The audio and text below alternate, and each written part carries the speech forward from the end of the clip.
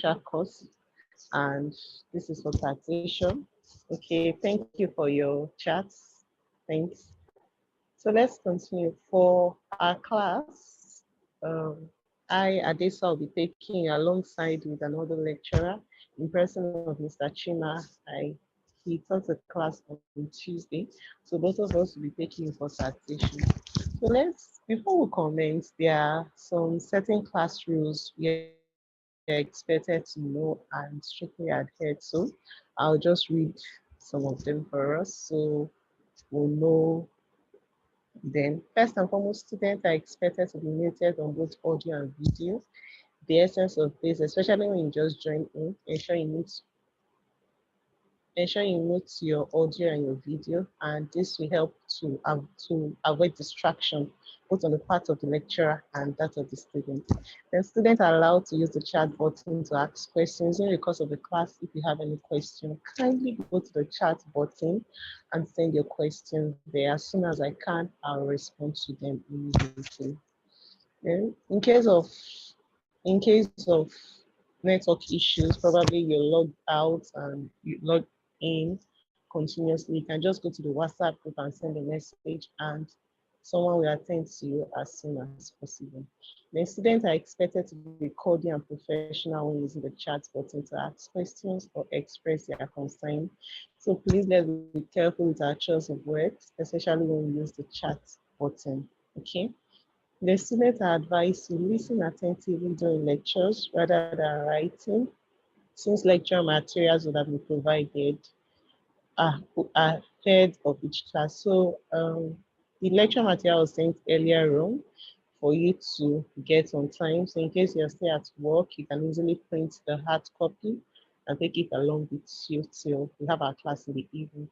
The essence of this is to make the class much easier and understanding for you. So you just go through the materials and follow. If you have any issues, you can ask Terry can ask during the course of the class. Excuse me, please. The students are advised to listen attentively during lectures. Okay, I've said that already in the course of the class. Ensure you have a jotter with you or a notebook and a pen, so you jot things during the course of the class. They're all questions to be attended to after the lectures. But you can also ask them if it's in the lecture, so you don't forget your questions. Then feel free to call me or chat me for questions, clarifications outside the normal lecture time. So I think I'll just call my phone number so you can have it.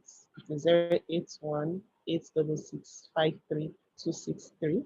I also call it at the end of the class. So if you have, during the course of this revision class, you're attempting questions and you need clarification on any subject, on any topic, you can only reach out to me.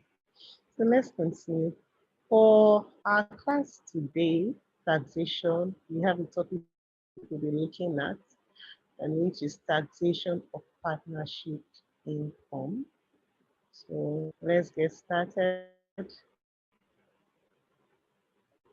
I think others will join us. When we say, for the purpose of taxation, when we say partnership income, what exactly do we mean? Before we go into what partnership income means, let's look at the word partnership. When we say partnership, literally, it means the coming together of both two or more persons to achieve a common goal. That's what we are taught, right?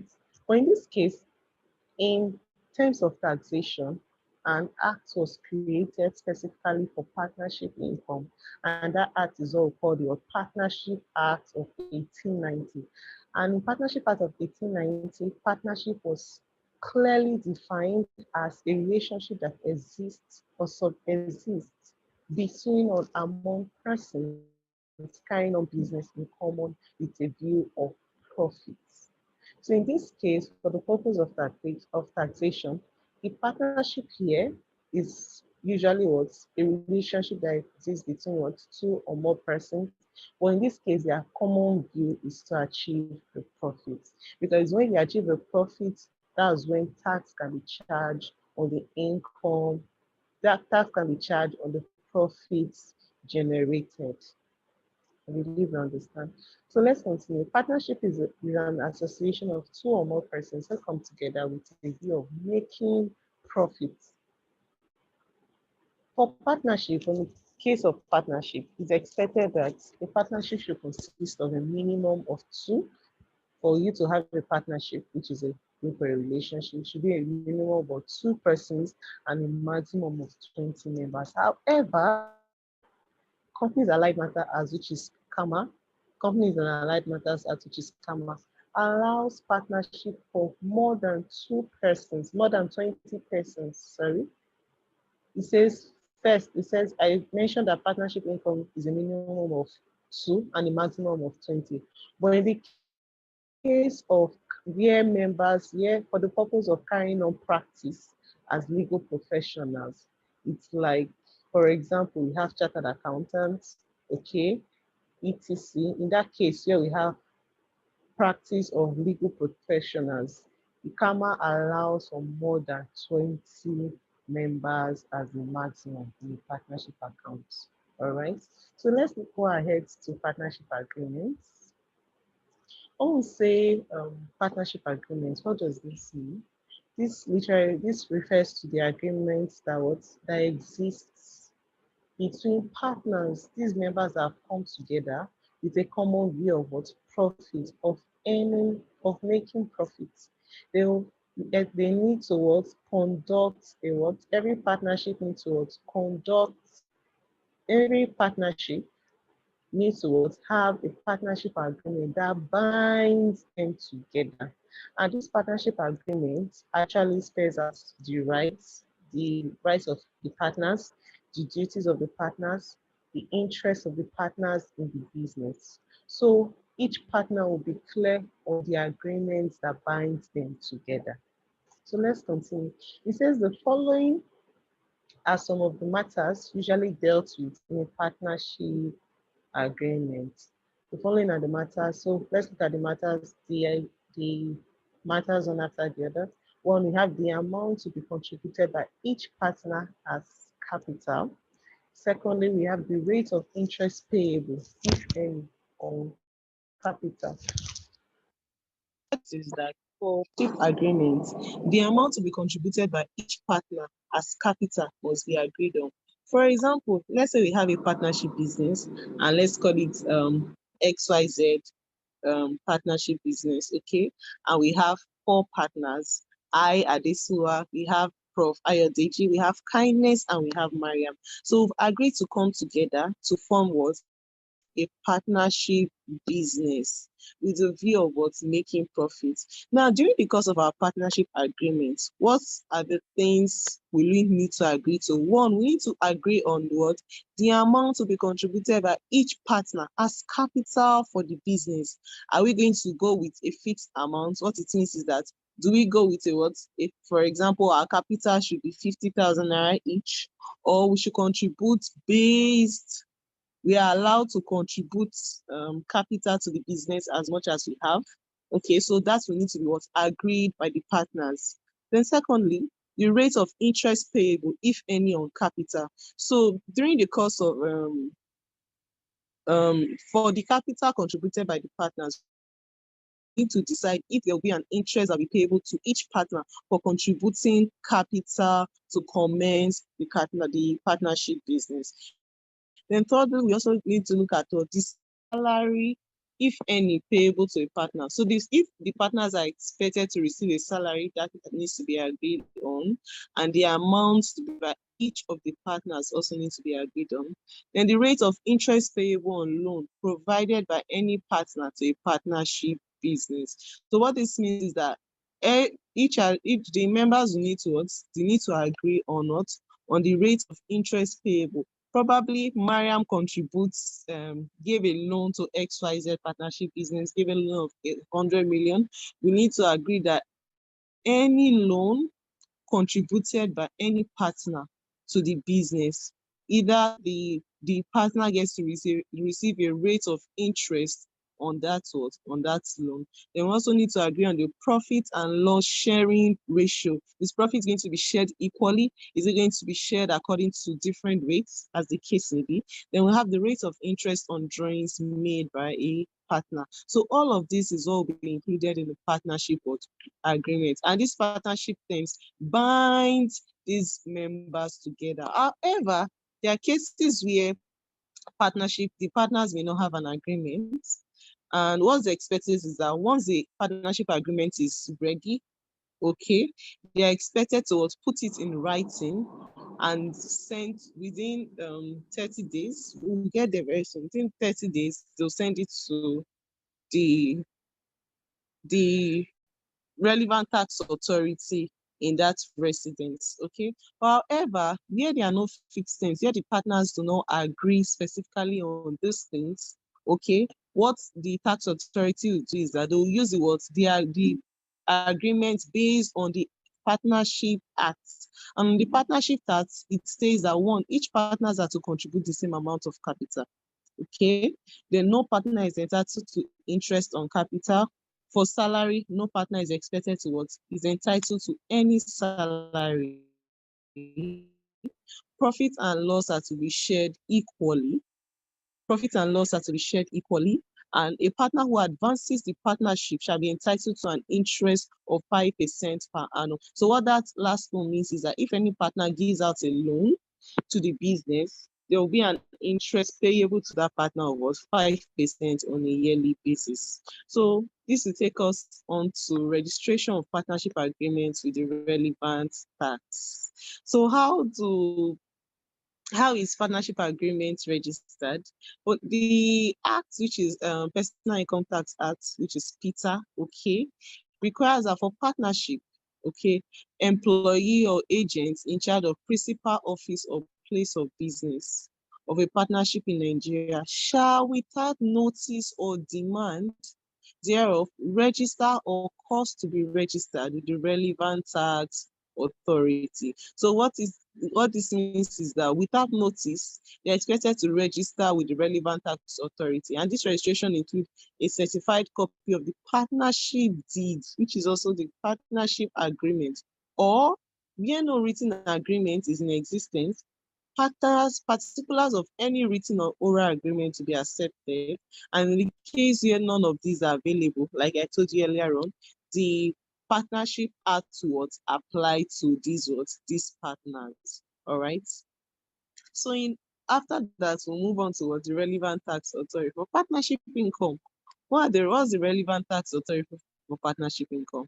I guess we are aware for companies, okay, for companies, the relevant tax authorities for a registered company is FIRS, which is the Federal Inland Revenue Service.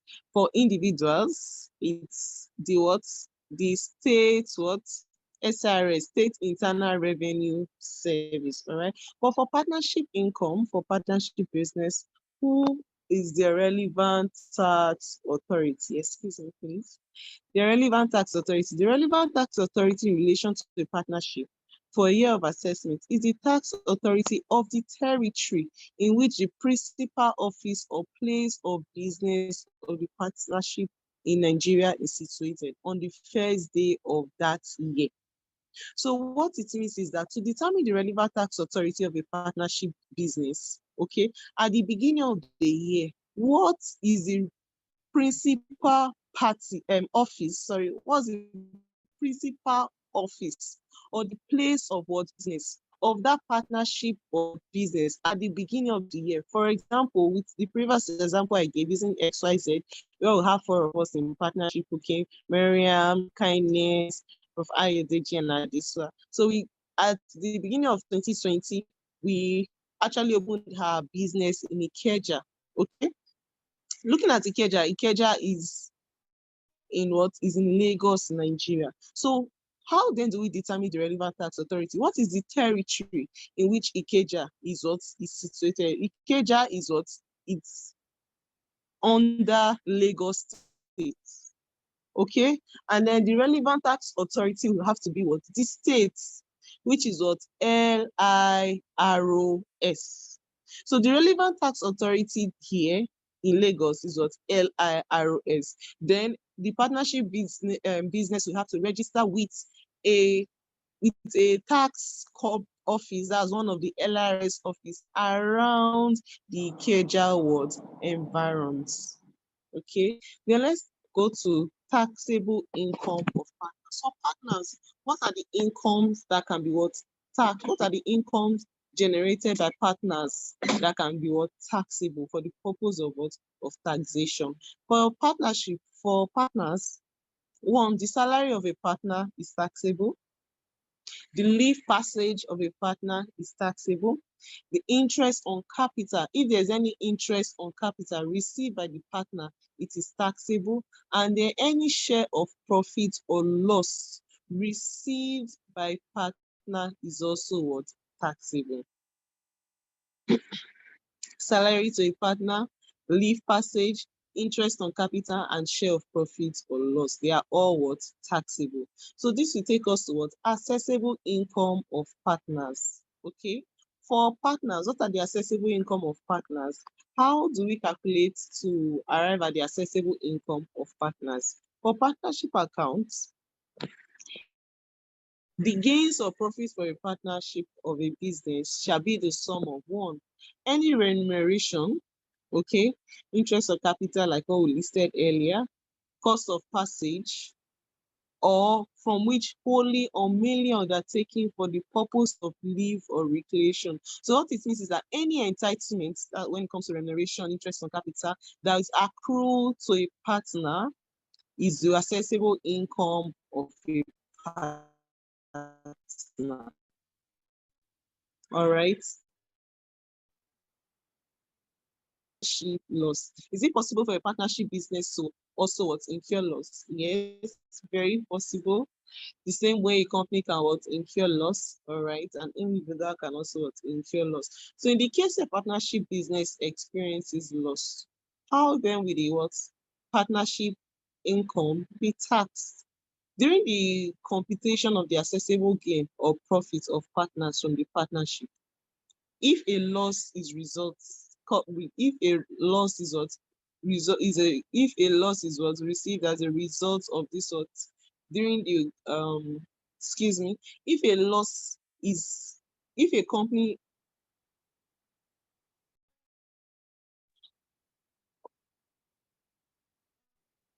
sorry, I think I'm a bit distracted. Okay, so let me continue. If a partnership business incurs a loss, how will you what calculate it or offset the partnership loss? So what will happen is that for partnership business, they actually for loss relief, there are actually two types of what loss. We have what we call the current year loss relief, right? And what we call have the what carried forward loss relief. So in a partnership business, if there is a loss accrued, if there's a loss accrued or accrued by incurred, let me use the word incurred, by one of the partner, it can be used to what that loss can be used to offset the income, other incomes from the partner. Let me use an example so we understand better. Okay. So using XYZ Limited, we have 4 partners, right? So let me use Adesua. Adesua is a partner in XYZ partnership business. However, Adesua also have other sources of income that she has declared to LIRS, okay, which is the relevant tax authority in the environment, in the territory where XYZ Limited is what is based in. Do we understand? So if Adesua incurs a loss in XYZ Limited for the year 2019, the loss can be used towards if Adesua also made profits in other sources of income that she has, the loss can be offset from the profits that she has was generated from other sources of income. That's what the tax authority will do. Or if they want to if they are using carry forward loss relief, the loss will be carried forward to the following year. Okay, that's what happened for partnership loss. Then for change in partnership, are there cases where changes can occur in partnership business? Yes. Yes, there are. And part of the change could be as a result of the following one. When there's an admission of a partner, Okay, when there's an admission of a new partner, we have XYZ, and then a fifth partner decides to join us. And let's say the fifth partner is FCA, all right? So there's a change, which is what admission of a partner. Change in partnership can also occur when there's a retirement of a partner, admission and retirement. Then we have amalgamation of what partnership, here when two or more partnership come together to become one. And there could also be a change in partnership when there is a conversion, when a partnership business is being converted into a limited liability company. I hope we understand. I believe we understand. Okay, just in the chat so that I'll know we are following, all right? And we are not sleeping, okay? It's still 7:33, so I guess we won't be sleeping yet. Just send me a chat to acknowledge that you can actually hear, you're actually following. Okay.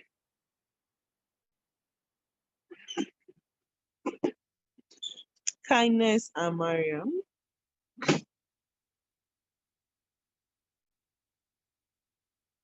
No chats. Okay. I hope to see your chat soon. So let's continue. For admission of a partner, when a partner is being admitted, okay, when a new partner is admitted into a partnership, for no regular for company income tax, we usually call it a commencement of business. Okay, when a business or starts afresh. The same way for a partnership, when a new partner is admitted. Okay, Mariam, you're phoning. All right, thanks for the response. Okay, let's continue. So for change, we're talking about admission of a partner. When a new partner is being admitted into the partnership business, okay, he's deemed to have commenced a new business. His commencement date begins from the day he is admitted as a partner into the partnership business. However, what it means is that for tax purpose, for the admission of a partner, commencement rule is being applied. And what does commencement rule says? We know what commencement rule says, I guess. Commencement rule had a 3-year rule. The first year, this is actually the old rule, okay? Now we have the new finance bill that has been, the new finance bill, and the law regarding commencement rule has actually been updated, okay? But previously, before the new finance bill was introduced in 2019, okay, November 2019, all right, we had the first 3 years of commencement rule. For the first year, is from the date of commencement to the 1st December of the year. For the second year, from the date of commencement to 12 more calendar months, while from the third year and above, we use what preceding year basis. So this applies to the admission of a partner. For the admission of a partner, commencement rule is applicable to him. Then the next is what retirement of a partner. If a partner decides to retire in a partnership business, he is deemed to have ceased business. Hence, cessation rule is applicable to that partner. However, if a partner retires or resigns from a partnership in the same or similar trades to join another one, what it means, for example, we have a partnership where they are involved in, let's say, they are involved in a partnership business involved in general contracts. Let me put it that way. And then a partner retires and join another partnership business where the both of them are what the where both of them, which means where both of this partnership business are the same or they are similar in terms of the trade. In this case, cessation rule may not be applicable.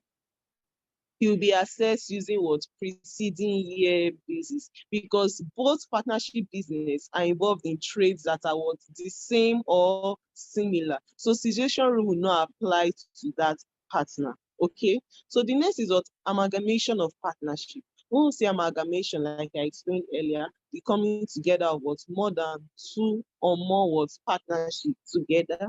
Okay. So if the term or partnership business comes together, what does the law says about that? Does that mean cessation rule we apply to the partners, to each of the partnership business, or commencement rule be applicable? What does the tax authority say? It says for amalgamation of what? Of partnership, there will be no application of all of the commencement or what? Cessation rule. Commencement rule will not exist. Cessation rule will not what? Exist. Qualifying capital expenditure transferred to the new partnership is deemed to have been transferred at its written down value. So what it means is that the assets in both partnership business before amalgamation, it is deemed that those assets are carried forward in the tax written down value. In financial accounting, we say the what? Carrying amount of the assets. But for tax purpose, the tax written down value is also to be carried forward, because the partnership business is still in existence. It's just they are now coming together to become what? One. That is amalgamation. Okay, so there'll be no computation of balancing adjustments or balancing allowance claimable and so on and so forth.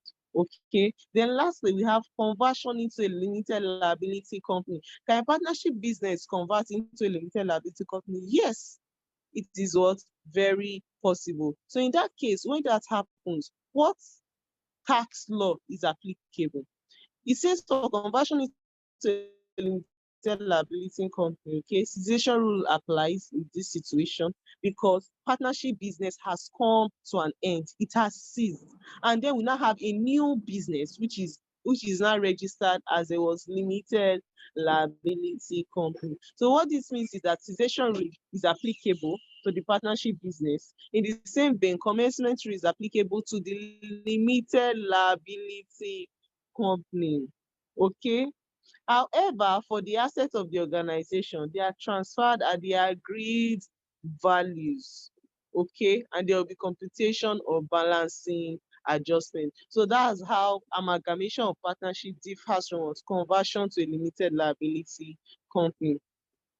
So we have some exercises here. I want us to look at them one after the other. Okay.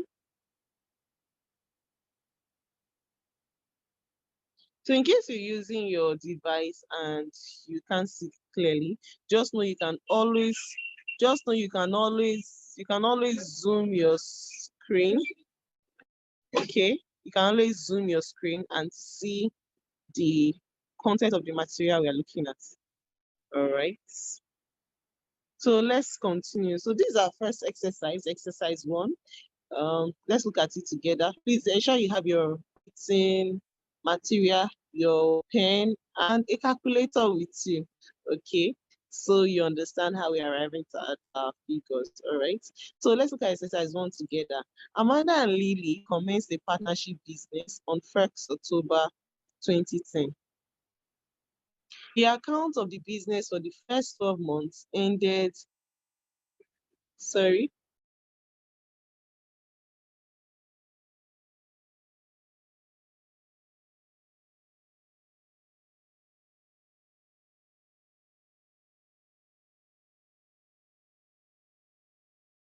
Please give me a minute.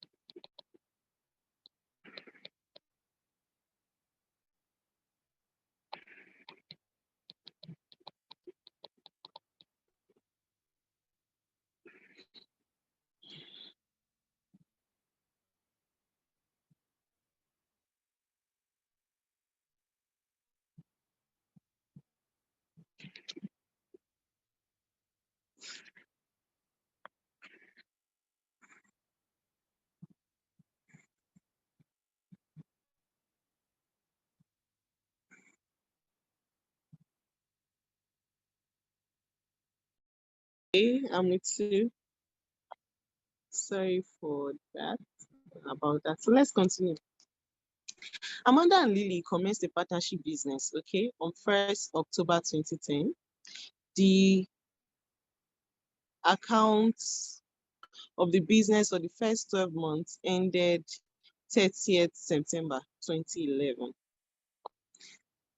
The account of the business for the first 12 months ended 30th September 2011 showed a loss of 25 million after charging the following expenses. So this is Amanda and Lily partnership business, okay, and they incurred a loss at the end of 30th September 2011. So these are their expenses. Salaries paid to the partners: Amanda 3.5 million, Lily 2.5 million. Interest on capital: Amanda received 2,200,000. Lily received 1,800,000. Then we have cost of passage for both partners. Amanda received 800,000. Interest on loan, which is Lily. Okay, Amanda was the only one who received cost of passage. Okay, the interest on loan, Lily received 680,000 naira. Additional information: Amanda and Lily agreed to a profit.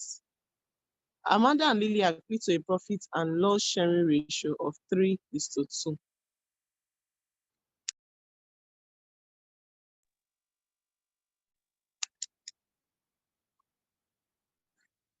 Of 3:2. Please, I just want to confirm if you can hear me clearly. Okay, I'm having a little bit. We can hear you, Prof. Okay, all right. Thank you, sir.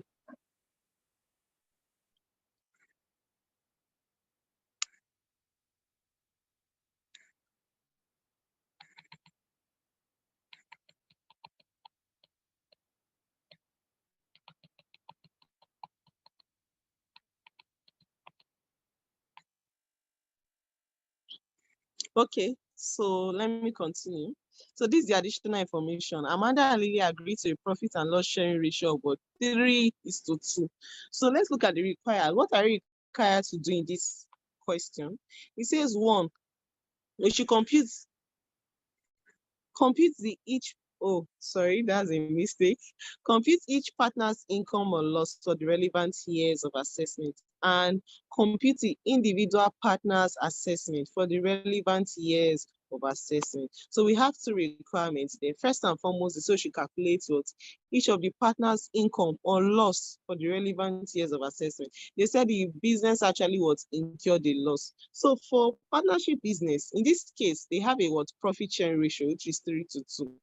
If they make profits, both partners will share the profits in this sharing ratio. If they both make loss, they will also share the loss in the sharing ratio of 3:2. So let's look at our workings and see how we are expected to apply in in this exams, in this scenario, in this question.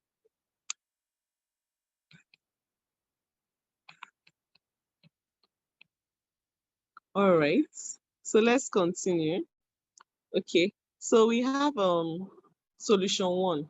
The name of the organization is Amanda and Lily. Now, the case of, for example, please, these parts are actually important for you to write the name that is being specified in the questions. You should have a heading for your solution. Okay, the requirement should also be stated. Then you should also remember to put your Naira signs, because if you put your amount, the amount could be in dollars, it could be in pounds, as long as nothing is indicated. So your Naira sign should be there, and every other important information. As we look into more questions, I'll throw more light on them. Okay. So this is Amanda and Lily. First, we are asked to work on computation of partners' income and loss for the relevant years of assessment. So the first thing you do, okay, you can see my heading is there. We have Amanda, we have Lily, and we have total. It was stated in the question that their total loss was 25 million.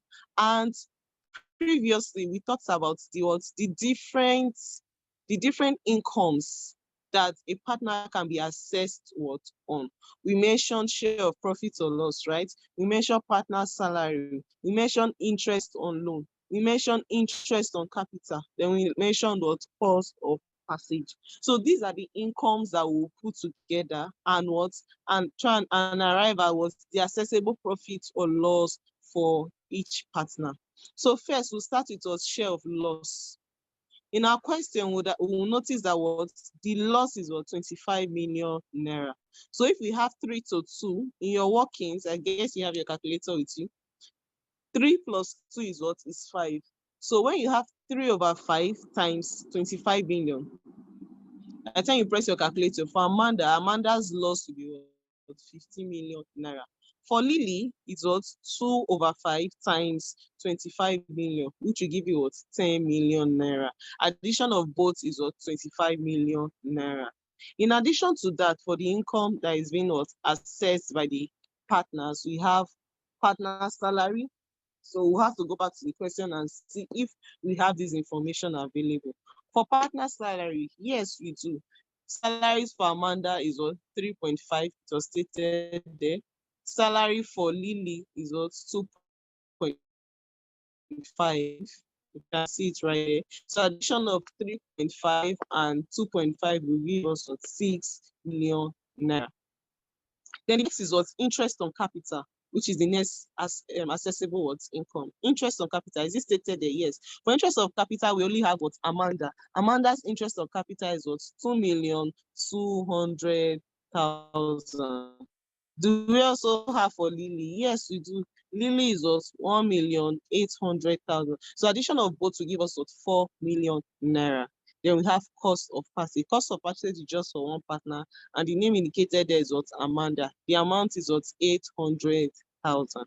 So let's do a calculation. Don't forget the share of loss is in brackets. Okay. So by the time you add your partner's salary, add interest on capital, add cost of passage for Amanda, and remove it from the loss, we still have an accessible loss of 8,500,000 naira. Okay. We still have an accessible loss of 8,500,000 naira. But for Lily,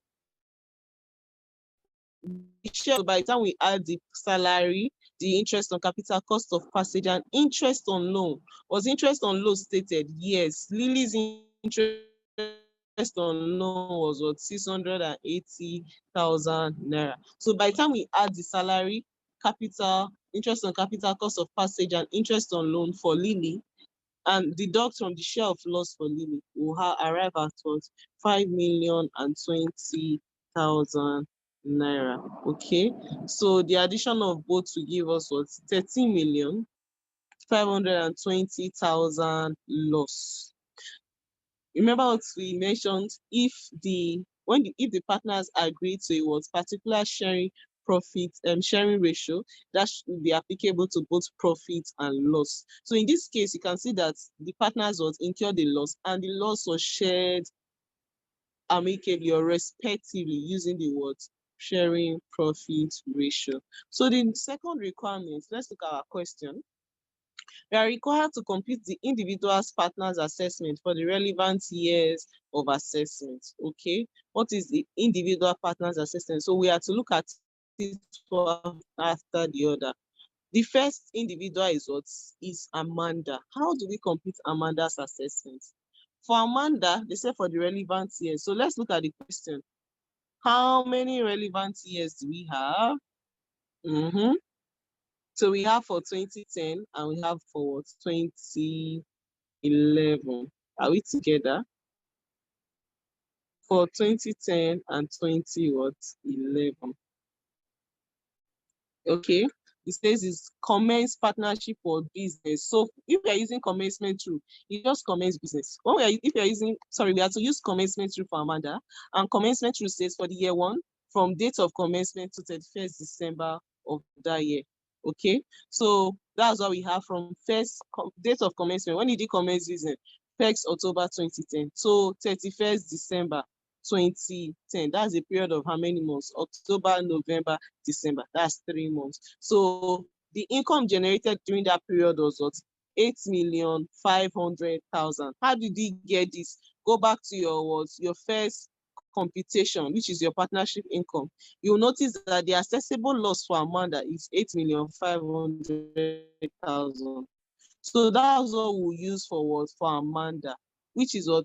3 months out of 12 times 8.5 million loss. So the total assessments for Amanda for 2010 is 2,125,000 loss.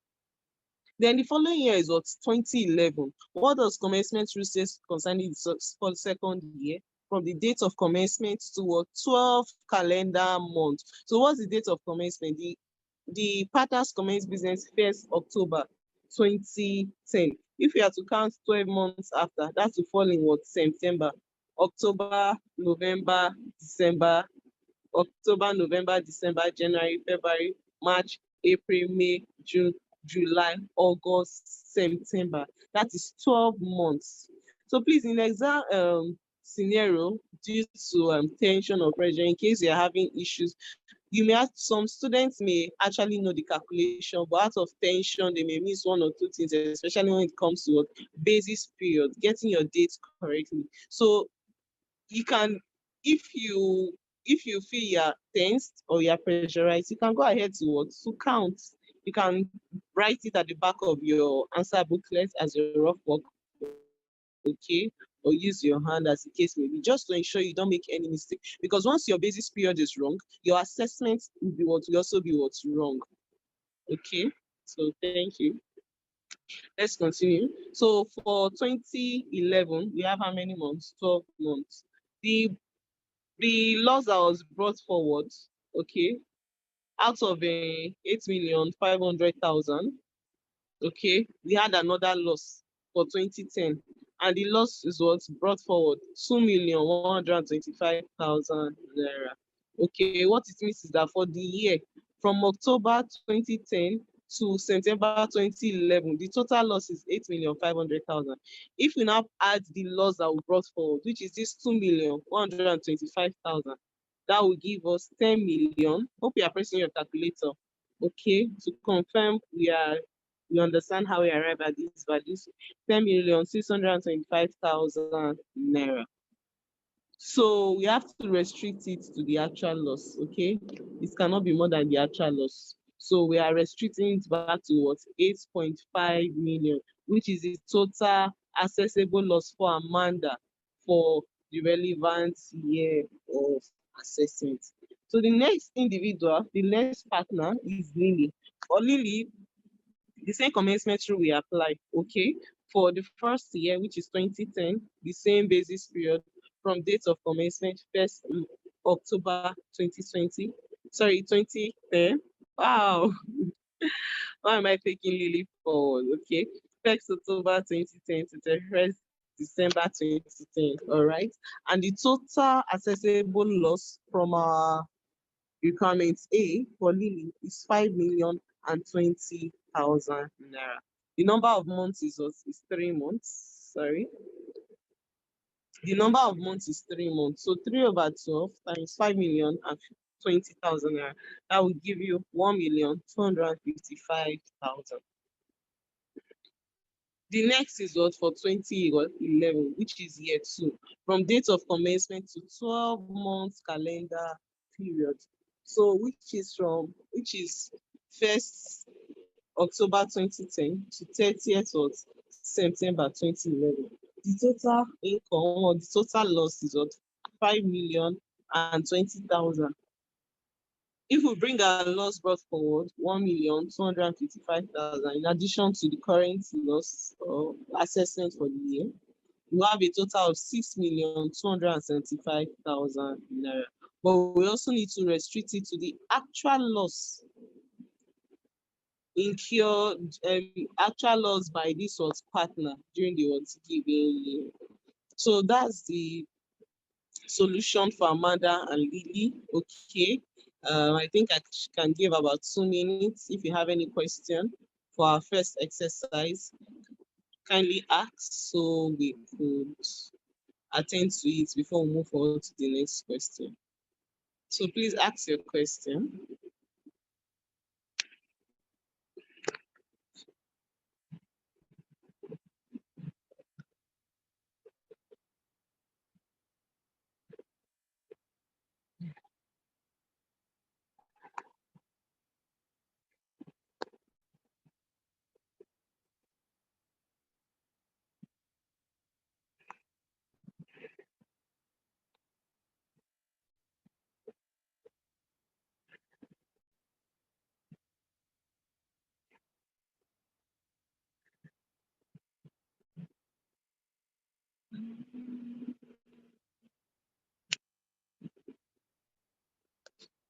Okay, it's a minute already. Okay, if you don't have any question, okay, a minute, 1 minute left. 1 minute left before we go to our next question.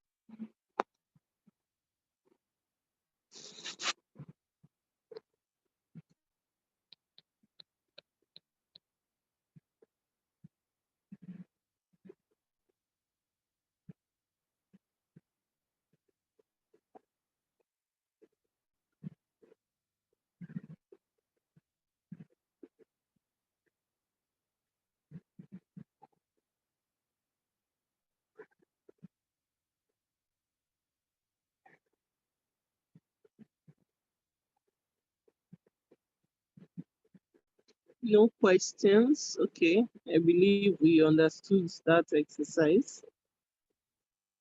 All right.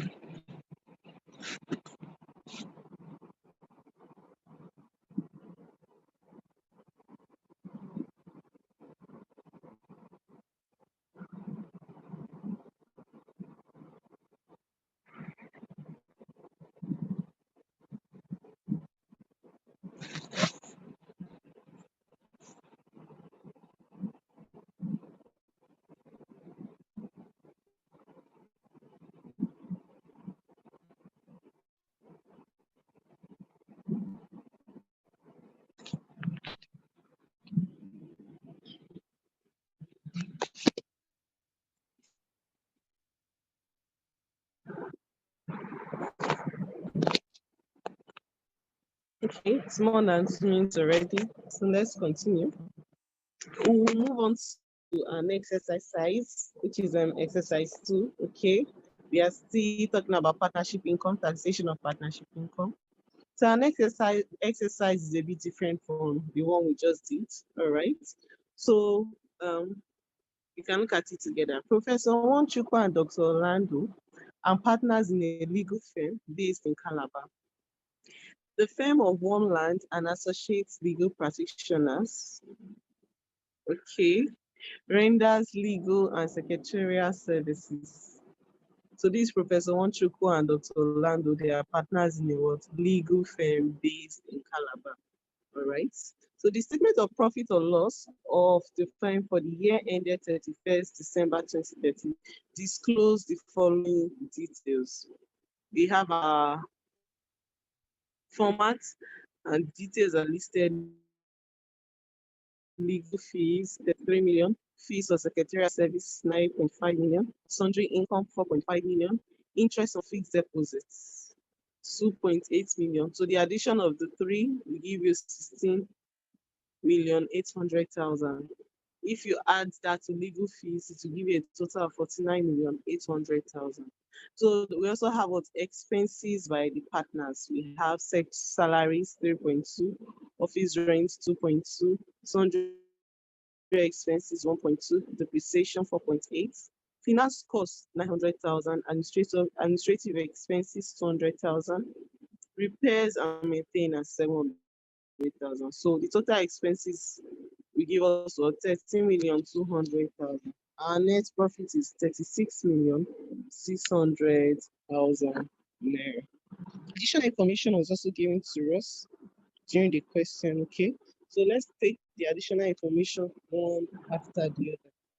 For the additional information, it says first, salary includes salaries paid to the partners. So which means it was agreed that partners will receive salaries, not salaries receiving partners. Okay, so let's continue.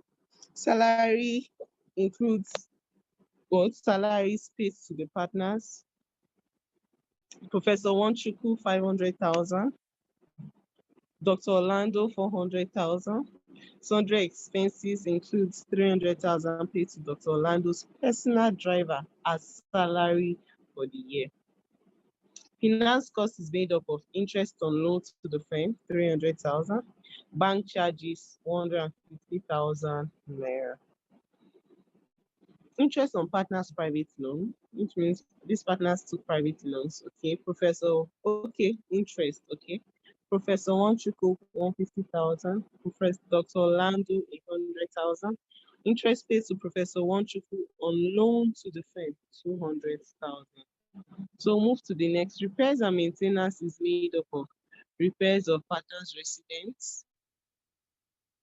Professor Wanchuku, 200,000 was spent. Dr. Orlando, 200,000. Office repairs, 300,000. Both partners are married with 3 children, all of school going age. Professor Wanchuku maintained his aged parents and incurred 30,000 annual on his parents. Dr. Orlando paid life insurance premium of 2,800,000 annually on his life and that of his spouse. Sundry income includes profits on sale of non-current assets amounting to 980,000 naira.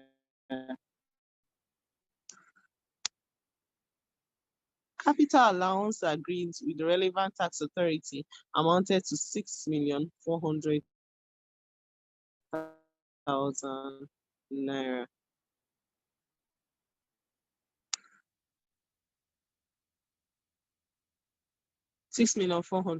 naira. Profit and losses are to be shared. It says compute the accessible income and tax liability of the partners for the relevant tax year. These are the partners. 2 partners. We have Dr. Orlando and we have Professor Wanchuku. So they've asked us to complete the accessible income and tax liability of the partners for the relevant tax year. For the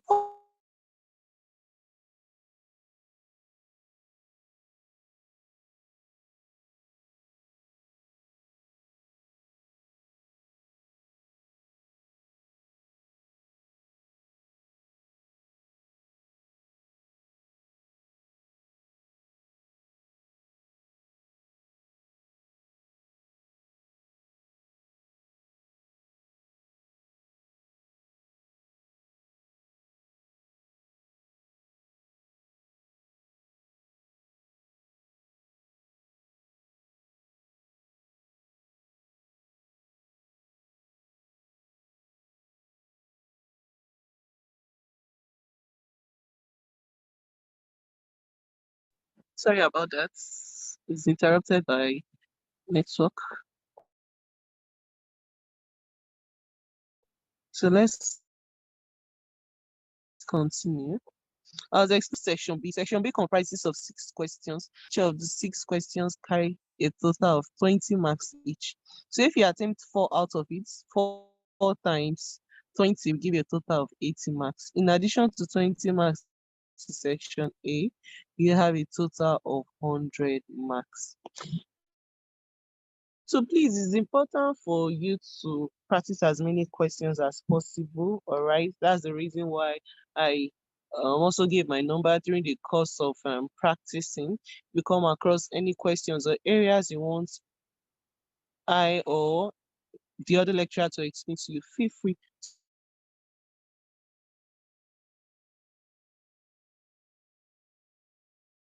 to reach us and we'll do that. So this question on profile, you can see the question and you can be asked to compute the accessible income and tax liability for the partners. So let's go to the workings. The workings. So first and foremost, please, it's also important if you during the day when you get the materials on time, if you can print them as hard copies. So when we are looking at the solution, it will be easier for you. You can tick on your hard copy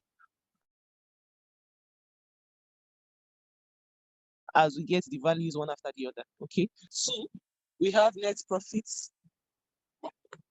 We have net profits, and the net profit is 36,600,000. Okay, was that given to us in the question? Yes. Let's go back to the question. If you look at the question, and this was this format, this table here, below, after subtracting your expenses from the total what income, you get to 36,600,000.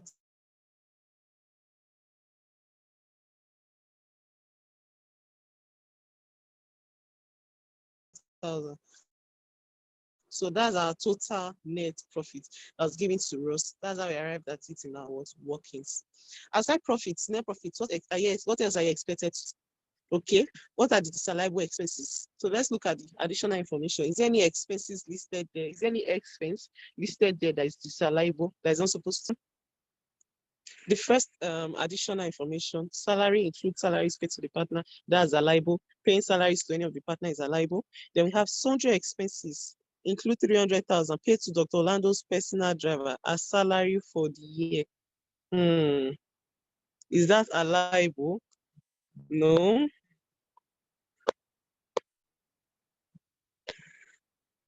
It's not allowable. So it's disallowable expense. We have sundry expenses. Salary paid to driver 300,000 naira. That's how we arrived at what at that. Interest on private drivers, on partners, private loans. So we'll go to the next.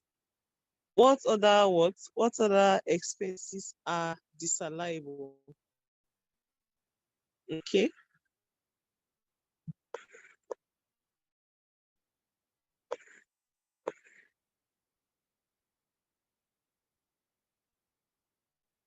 Interest on partners' private loan. This, if you look at, okay, we are showing the first one. Salary includes salaries paid to partner. Those ones are allowable. Sundry expenses, disallowable, right? So the next is was finance costs. Finance cost is made up of interest on loan to the firm, allowable. Bank charges are allowable. Then we have interest on partners' private loan.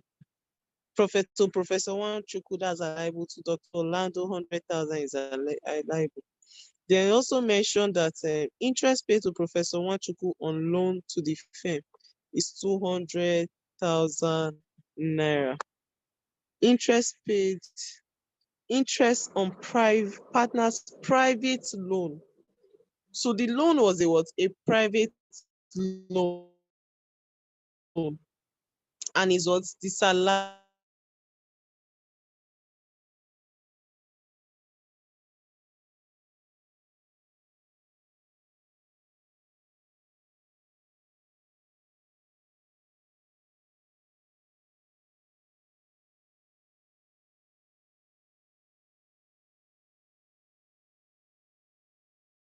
Is a disallowable expense. The charge is 150,000, and sorry, 150,000, Orlando 100,000.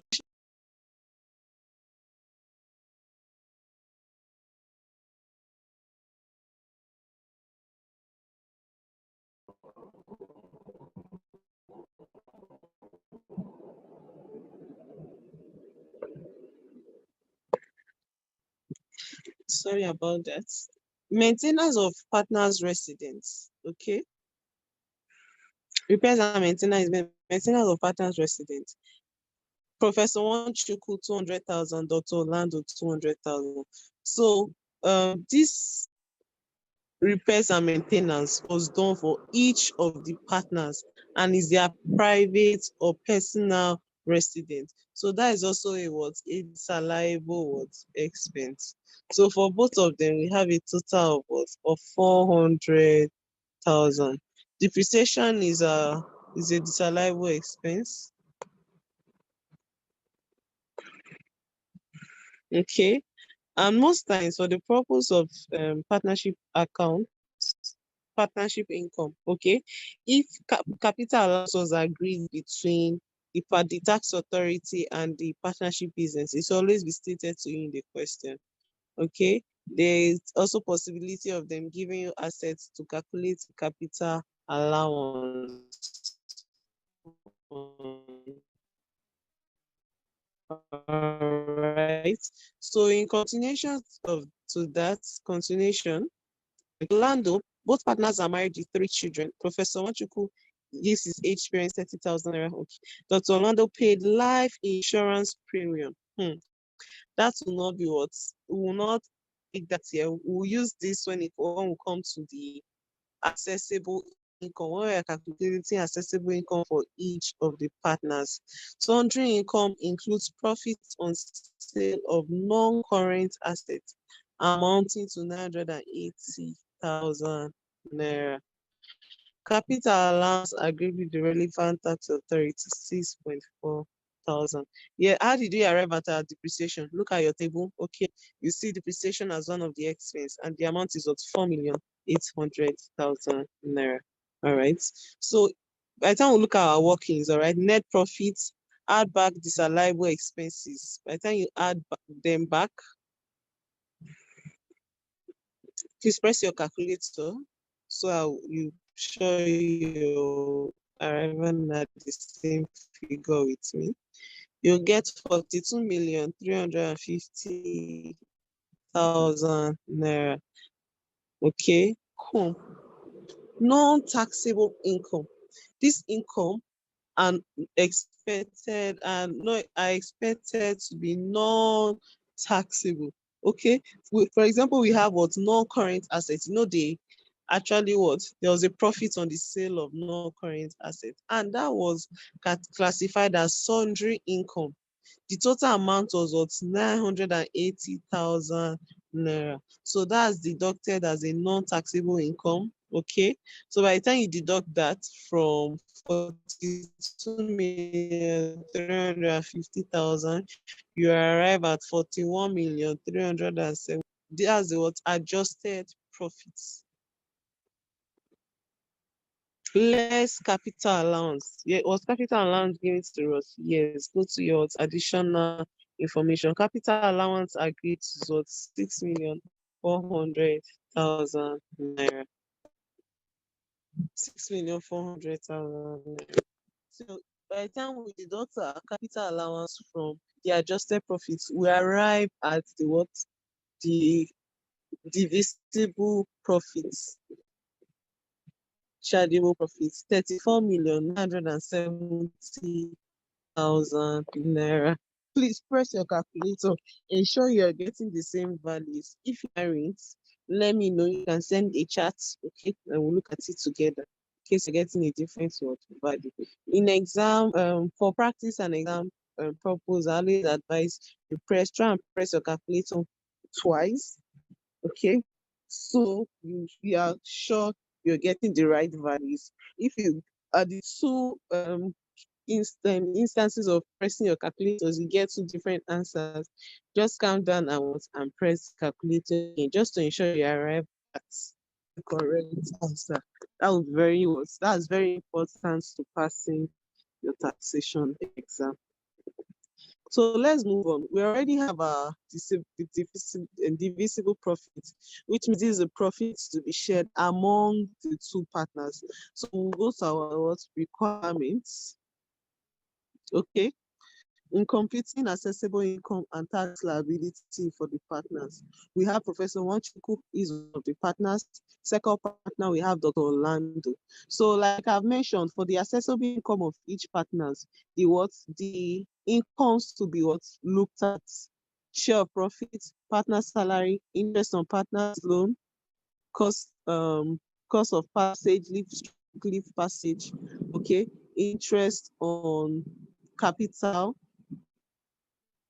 etc. All right. So for Professor Wanchuku, the divisible profit was what we brought forward. If you look at this, the solution, okay, 34,970,000. Are we sharing it amongst them? Yes. What's the share of profits? Was it stated in the question? Yes, it was. It says profits and losses are to be shared equally So the profits and loss to be shared among between Professor Wanchuku and Dr. Orlando equally. Our accessible income, share of profits, if we share it equally, which is 50% or over two, okay, times 34,970,000, we will each have 17,485,000 naira each for both partners. Then what are we to add next? What other income is accessible? Excuse me. What other income is accessible? Partner's salary, 550,000 naira for Professor Wanchuku, Orlando 400,000. How did they arrive at that? We extracted it from the additional information. Salary for Wanchuku is there. Dr. Orlando 400,000 is also what's there. In addition to that, is there anything else? Yes, interest on our partner's loan. Interest paid to Professor Wanchuku on loan to him. So the interest paid on that loan was 200,000 naira. That's also what's included for Professor Wanchuku. So the total for us to arrive at our accessible income through gross source income, we need to add both columns for Professor Wanchuku, Dr. Orlando, and then the total. We will both arrive at what the for Professor Wanchuku, 8,235,000, for Dr. Orlando, 17,885,000 naira. So a total of 36,120,000 naira. We are to deduct, yes. What are we expected to deduct? For partnership income, there are some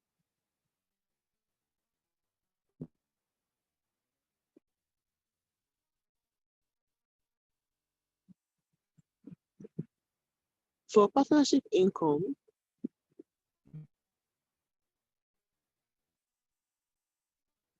there are some items that should be what deducted, just the way we have our personal income tax. So personal income tax, for example, okay, for deductions, when you have pensions, National Housing Fund, NHIS, okay. They also have what consolidated relief allowance. For partnership income, the following will also be what deducted, consolidated relief allowance. What this higher of 1% gross, are you with me? Or one, so I want you to write it separately, left hand side. On right hand side, you have 200,000 plus 20% of gross income, whichever is higher. That's what you pick as the consolidated relief allowance for each partner. So let's go to our calculation. How do we arrive at the gross income? The gross income is what we calculated previously. For the first one, Professor Wanchuku, 80 million. So let's go to our workings and see how we arrived at this figure. So 1% of gross income for Professor Wanchuku, 1% times 18,235,000. You get 208,000 plus 20% of gross income. 20% plus of gross income. The gross income 1,000 plus 847,000. So which is higher? Okay. The one that is higher is what? 200,000 plus 20% of gross income. So if you deduct that amount from the accessible income, you arrive at the chargeable income. So for Professor Wanchuku, you have a chargeable income of 14,388,000 naira. For Dr. Orlando, does the same thing apply? Yes. In the calculation, the same thing is applicable. Okay, so I think we'll have to write that. Okay, write that out ourselves because it's not stated here in my solution. So we have consolidated relief allowance, okay, for Dr. Orlando, higher of on your left-hand side, 1% of gross income, okay. Please do the calculation yourself. What I mean is like that you should press the calculator. So 1% of gross income, 1% of what's the gross income here?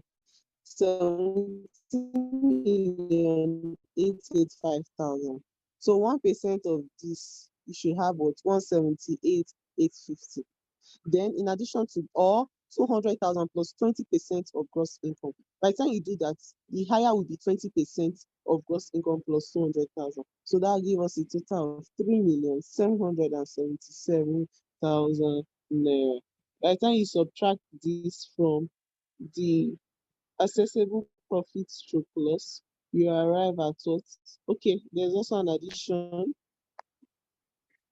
Premium, yes, this is also part of the was deduction to be made to reduce the tax was liability of the partner.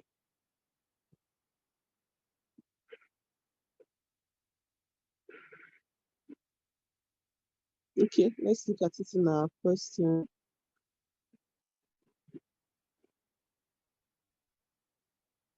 All right, life premium.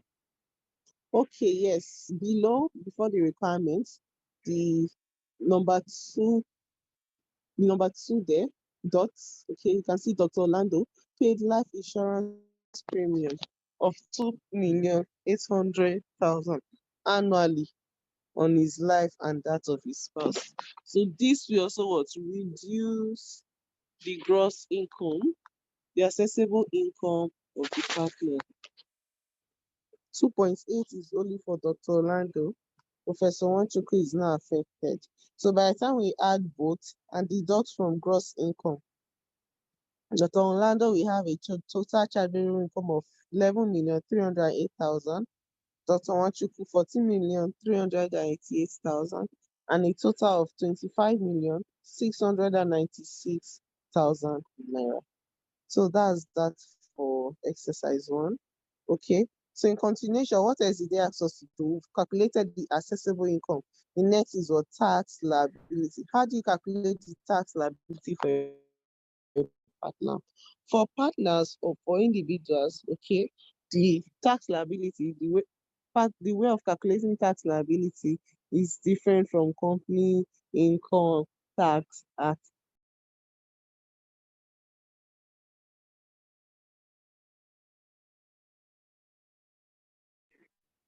Company income tax, okay.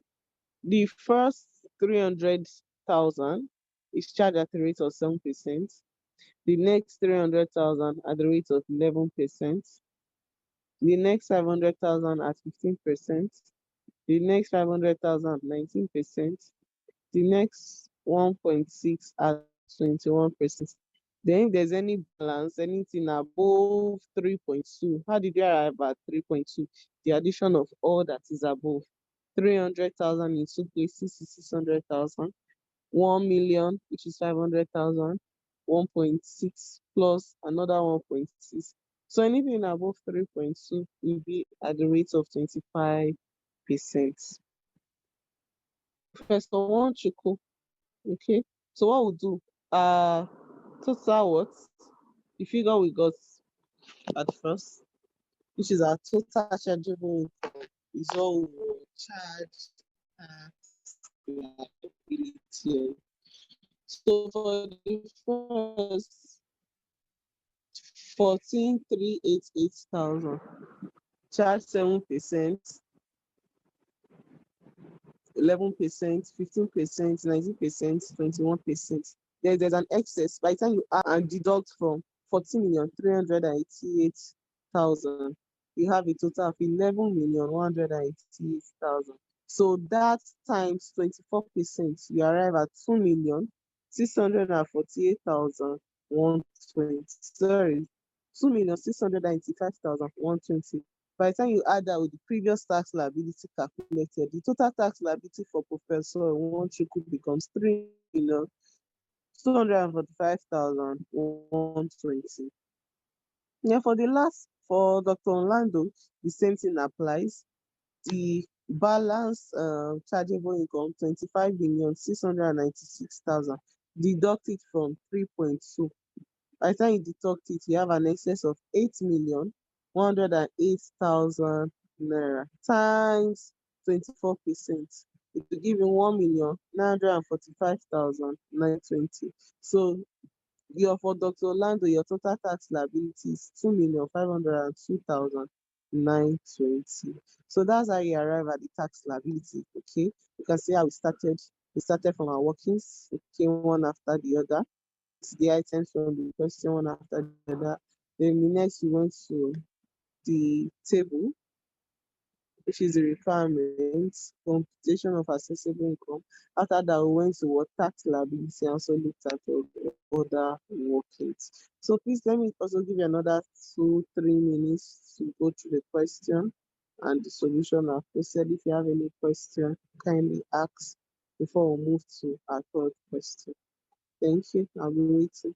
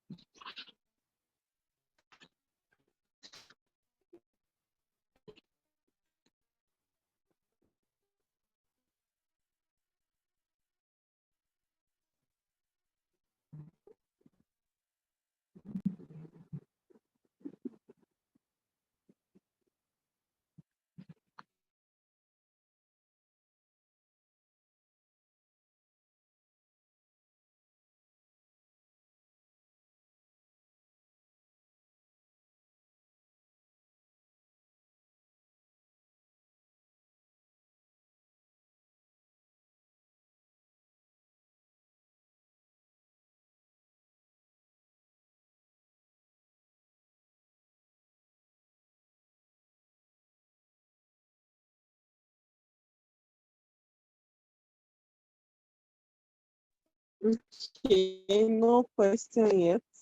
Things about a minute plus. Kindly send your questions so we'll move on to the next.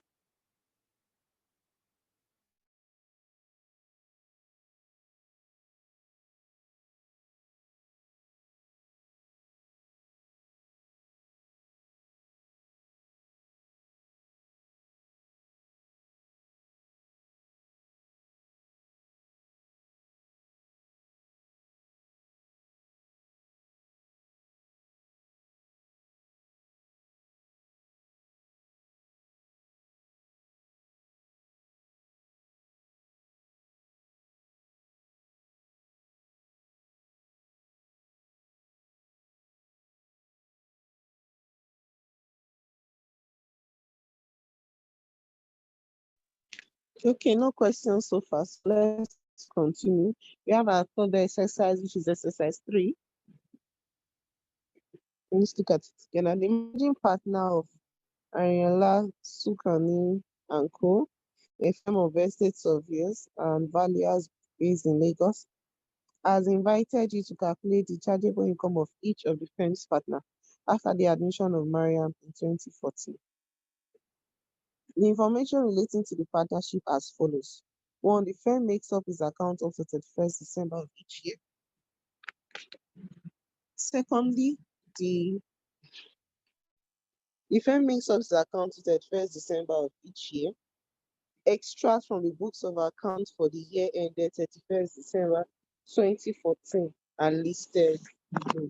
So let's look at the details of the extracts. All right. So first and foremost, we have net profit for the year. 1,380,000 naira. We have depreciation, 450,000 naira. We have capital allowance for the year, 366,300. That's the capital allowance for the year. We have depreciation, 450,000. Capital allowance for the year, 366,300. We have balancing allowance, 72,500. Balancing charge was also given to us, 75,480. Point on sale of fixed assets, sorry, profits on sale, not points, 77,500. Legal expenses for successful defending one of the partners for professional misconduct, 14,000 naira. So other information they're giving to us, one says 3 partners are Ariella. So short form, let's just have abbreviations for this name. 3 partners, we have A, O, and M. Okay. So the 3 partners are A, O, and M. Profit sharing ratio as follows. A profit sharing ratio is 2, O profit sharing ratio is 1, and M profit sharing ratio is 1. So that's a total of what? 4. So for M, A and M receive 15,000 each as interest on loan per annum. Salaries paid to each partners as follows. A, 140,000 per annum. O, 60,000 per annum. M, 60,000 per annum. O ceased to be a partner. So looking at this, we have what? Cessation in partnership. And at the introduction of, at the beginning stage of partnership income, I mentioned that there are certain criteria that can bring about a change in partnership accounts. And I talked about admission of new partner, retirement of a partner, amalgamation of partnership. Then I also mentioned conversion into limited liability company, but that the partnership admitted a new partner. So we have admission of a partnership, of a partner here, sorry, not partnership. So O ceased to be a partner on 30th June. And we also have what? Cessation of a partner leaving the partnership firm, and a new partner also was joining the partnership firm. Mariam was admitted on 1st July 2014. Mariam's salary was fixed at 60,000 per annum. She also received interest on capital of 10,000 per annum. Included in traveling expenses is the sum of 12,000 paid towards the annual vacation of A, the principal partner. On Mariam's admission in July 2014, the profit sharing ratio was changed to, so the profit sharing was changed when Mariam was admitted.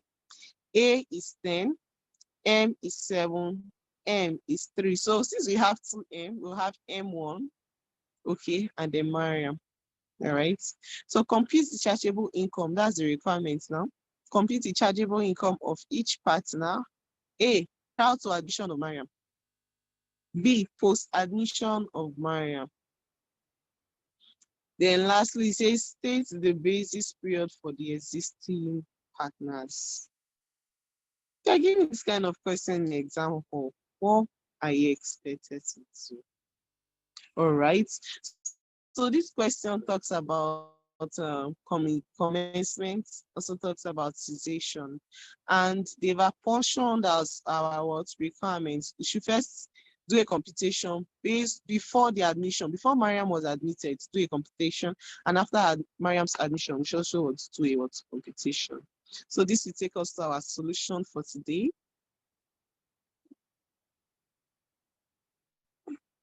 So first we'll have our workings, that's where we'll start from, all right?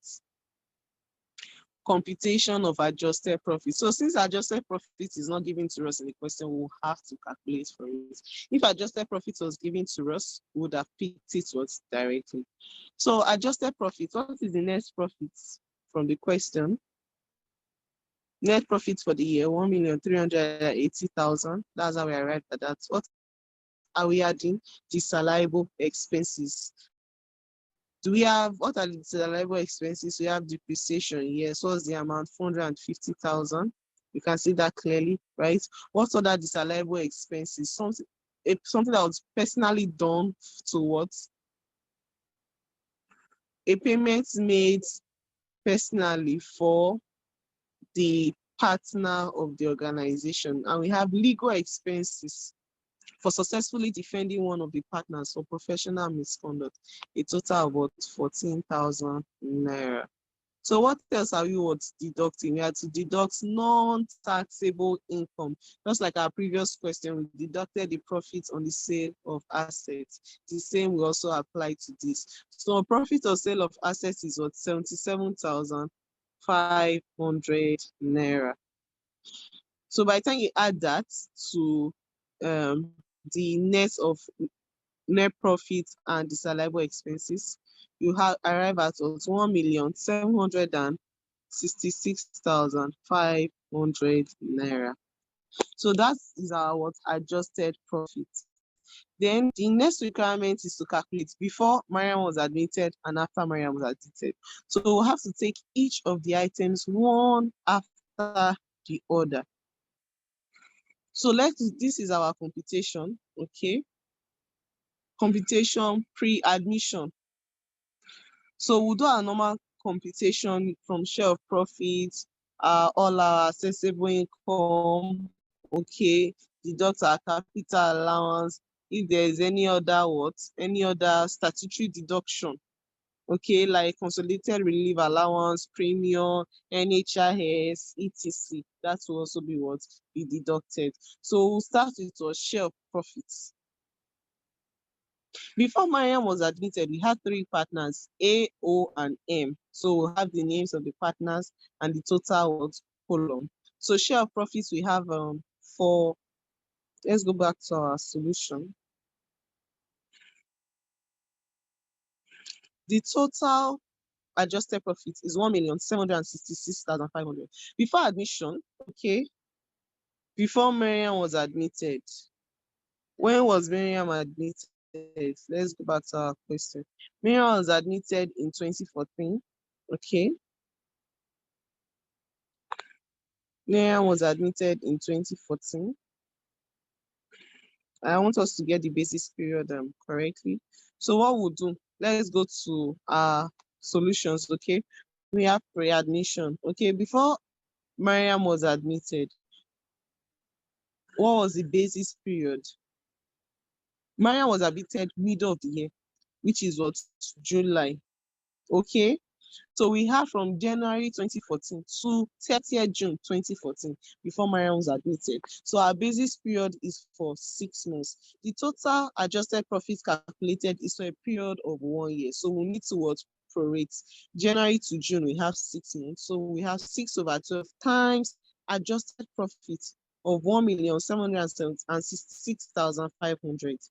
By the time you calculate that, please press your calculator. You have 883,250 naira. So this is the total this is the adjusted profit before admission.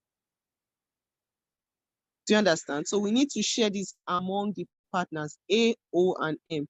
As again, the share profit ratio was 2 to 1 to 1. So we'll have 2/4 times 883,250. That will give you A. 1/4 times 883,250 naira. That will give you for O. 1/4 times 883,250. That will give you for M. So that's how we arrive at each of these figures. This will take us to our pre-admission share of profits. A, O, and M. A total of 883,250. Okay, so the next accessible profits, we have salaries, right? So let's go to our questions. We have salaries, yes.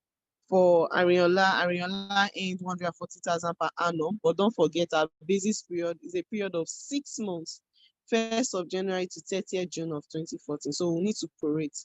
If he earns 140 per annum, 6/12 times 140 will give us 70,000. For 60,000 per annum, 6/12 times 60,000 will give us 30,000. The same applies to M, 30,000 each for O and M. So our total column will be an addition for the salary for the 3 partners. Then we have cost of passage. Let's go to our question. Are we giving cost of passage? Yes, we are giving cost of passage. Okay. Are we together? I hope we are not sleeping. I hope we are not sleeping. Okay, so the next is what we are looking at cost of passage. So for each of the partners, each of the partners we have salaries. Okay, cost of passage of what 12,000 naira. You know, they told us that during the course of the year, a partner traveled, and that was towards the annual vacation of Ariola. The sum of what 12,000 was spent. So that has to do with your leave, vacation, all right? And the amount paid for that partner is 12,000 naira. So that's why we charge 12,000 naira for A. The next is what interest on loan. Let's go to the interest on loan. Is there interest on loan for the partners? Yes, we had interest on loan for the partners. Okay. For interest on loan for the partners,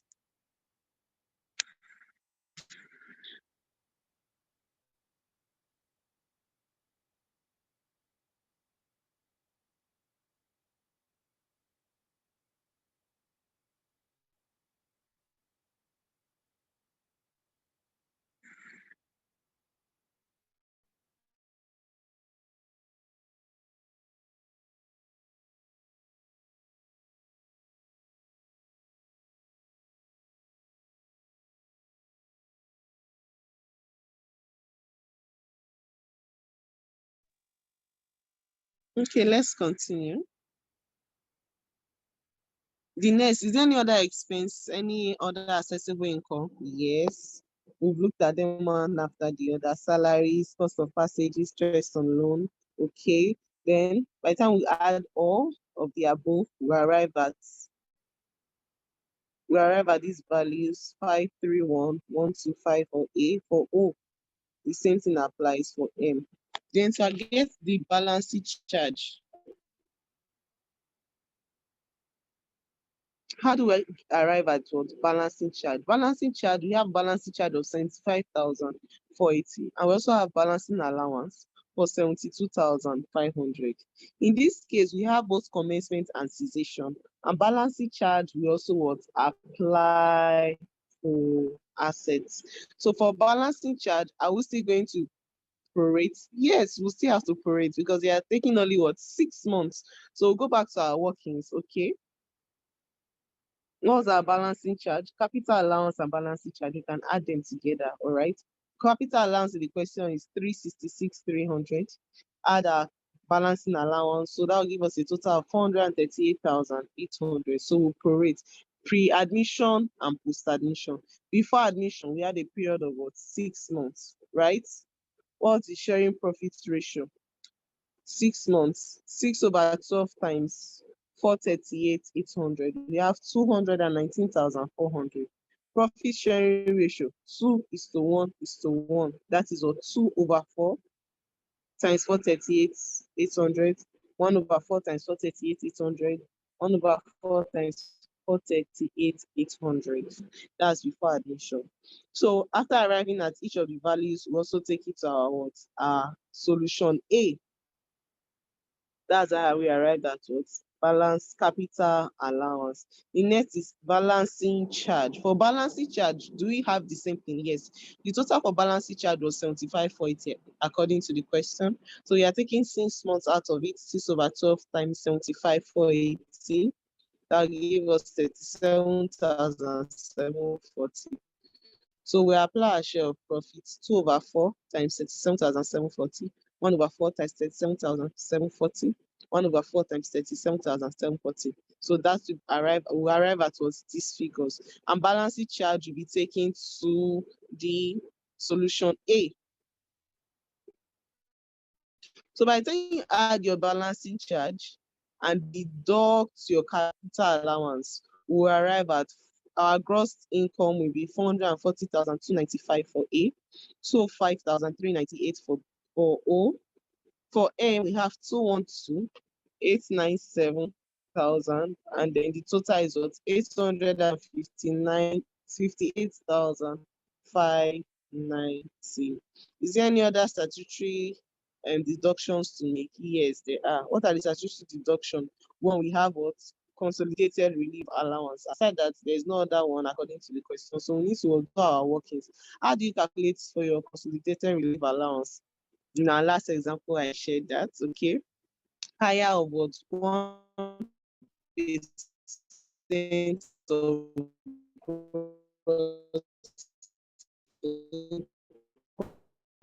or 200,000 plus 20% of gross income, whichever is higher. Excuse me, whichever is higher, that's what you pick. So let's go to our workings.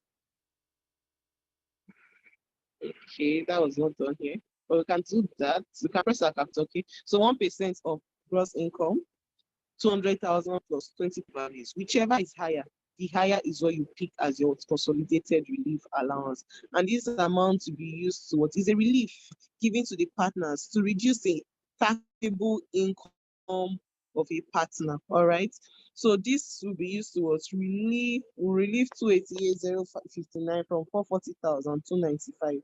So that will give us a chargeable income of 152,236. For all 335,000. Okay, this is resulting to a chargeable loss. Okay, 35,682. The same thing applies to the last, which is on M. So we are true it was before admission, before Mariam was admitted. So let's look at post-admission. After Mariam was admitted, what computation are we expected to do? Okay, so the changes is that for post-admission, the share of profits between these partners changed from 2:1:1 to 10:7:3. So let's go back to our workings. We'll have to use the share of profit for each of these items, just the way we did for pre-admission. So we'll go to our share of profits. Post-admission, we'll still have 6/12 times 1,760,500. You get 883,250. So you share it 10 plus 7 plus 3. That's a total of what? 20. 10/20 times 883,250. For A, you get 441,625. M, 7/20 times 883,250.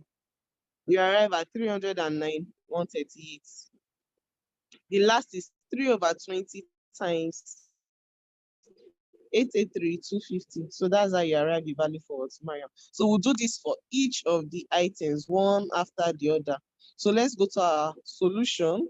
This is computation. Share of profit was shared using the new profit sharing ratio. So we arrive at this value. Salaries is 6 months. 6 months, which is from 1st of July to 31st December of that year. 1st of July to 31st December of that year. Okay, so which is 6 months. So 6/12 times the salary, 140,000 for A. Half of it is what? 70,000. 6 months, 60,000. 6 months out of it is 30,000. The same thing for M. Cost of passage, none is applicable. Okay. Interest on loan, 15,000 each. If you are calculating 6 months, that's 70,500 naira for A and M. For Mariam is new. The interest on capital. Mariam only received interest on capital for 5,000 naira. So by the time you add all, you arrive at this value. Balancing a charge, the same thing applies. You go to your workings. Balancing charge, we did calculation for post-admission from July towards December 2014. So which is 6/12 times 75,480. Okay. So we arrive at this total. We'll take the values calculated to our solution. Okay. Then deduct capital allowance. That was also computed for us. By the time you arrive at your total, less consolidated relief allowance, which is the allowance that the partner is what's entitled to, statutorily entitled to reduce its taxable income. So by the time you do that, you'll notice that for A has a chargeable profit, M has a chargeable profit, while Mariam has a chargeable loss. So attempted the requirements for exercise 3. Okay. So in the next, I think I have assignments for you. Assignment 1 and assignment 2. Okay, 3 assignments. Assignment 1, assignment 2, assignment 3. You are expected to attempt these questions, please, and then submit. You can always send the solution to me via WhatsApp. Okay, to go through all the solution you attempted. Okay, and I'll definitely respond to you. So in the class so we can commence another class by 9 p.m. Okay. So if you have any question based on what we've done so far today, kindly ask your question. Okay. Or send the chats. So I'll be sure you are still awake. Send the chats. Okay. Respond. Let me know you are still there with me. All right. So for those that joined late, if you have any question, okay, we are. All right. Thank you, kindness. Kindness. I guess you are really, really kind.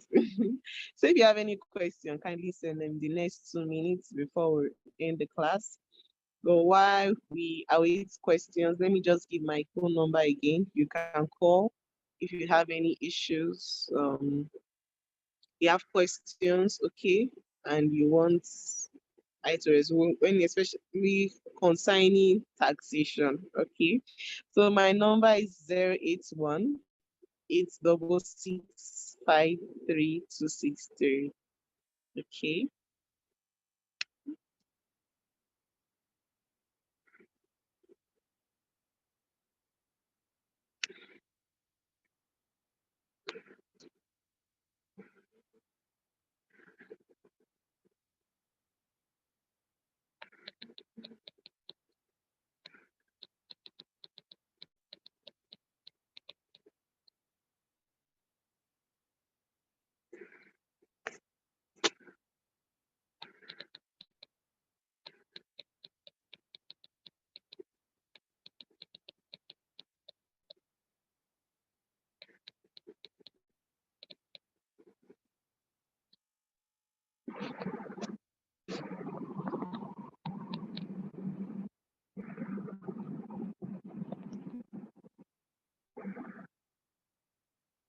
Okay, someone is asking for the number again. All right, 081 866 53263. Or you can just go to the WhatsApp group where you've been added.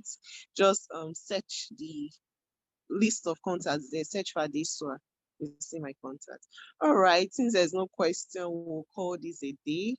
See you in our next class next week. Okay, have a lovely night's rest. All right, and please try and go through the materials we sent for today. The exam is already very, very close. All the best. Have a good night's rest.